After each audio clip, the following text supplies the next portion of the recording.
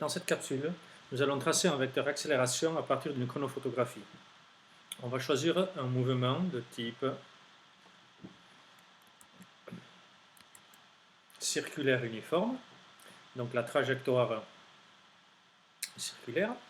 Je vais choisir le sens horaire pour le mouvement. Uniforme signifie que le vecteur vitesse a la même norme, quelles que soient les positions sur la trajectoire. J'en déduis donc la norme du vecteur vitesse, que l'on peut aussi écrire V en physique, constante. Nous allons choisir que V égale à 1 mètre par seconde. À l'aide de l'échelle de vitesse qui a été choisie, j'en déduis que le vecteur vitesse aura une longueur de 2 cm. Maintenant, pour analyser l'accélération d'un point, je dois choisir un point. Voici M5.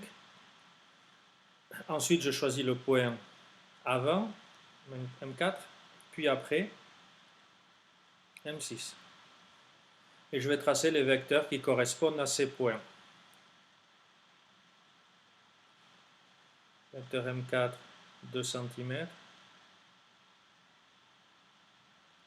La V4, vecteur.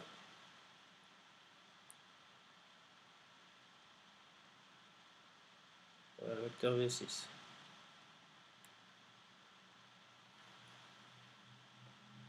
L'accélération est définie par la variation de vitesse par rapport au temps. Donc le vecteur accélération correspond à la variation du vecteur vitesse sur une durée.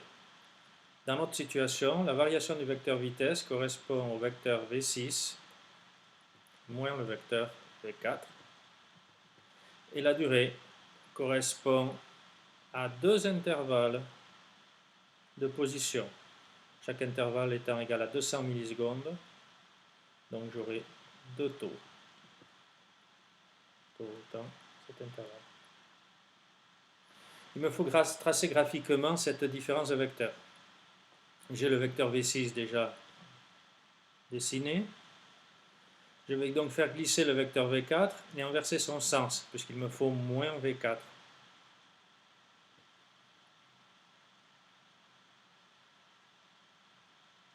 Voilà mon V4.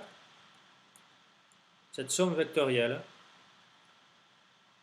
correspond à la variation du vecteur vitesse. Par définition, je vois que le vecteur accélération a même direction et même sens que le vecteur de variation de vitesse. Par contre, l'origine est en M5, puisque j'ai étudié en M5. Donc je sais que ce vecteur accélération sera parallèle à delta V, collinéaire de même sens. Ce qui me permet de voir que l'accélération subie par le corps est centripète. Nous l'avions déjà vu, ce type de mouvement. Maintenant, il me reste à tracer ce vecteur accélération. Pour cela, je dois mesurer delta V. Avec l'échelle choisie, je me rends compte que delta V fait 2 cm. Donc sa norme correspond à 1 mètre par seconde. Deux taux correspondra à 400 millisecondes. Donc finalement, la norme du vecteur accélération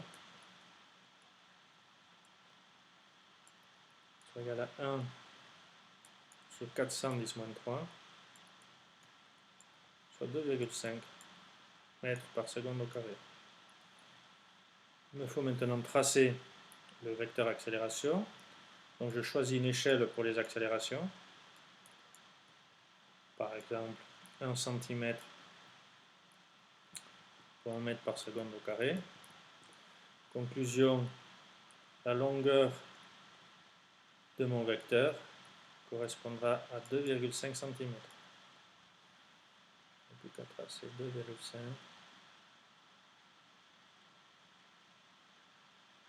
Voilà le vecteur A5, correspondant à l'accélération subie par le corps lorsqu'il est en position M5. Nous avons dans cette capsule été capables de tracer un vecteur accélération à partir de la chronophotographie.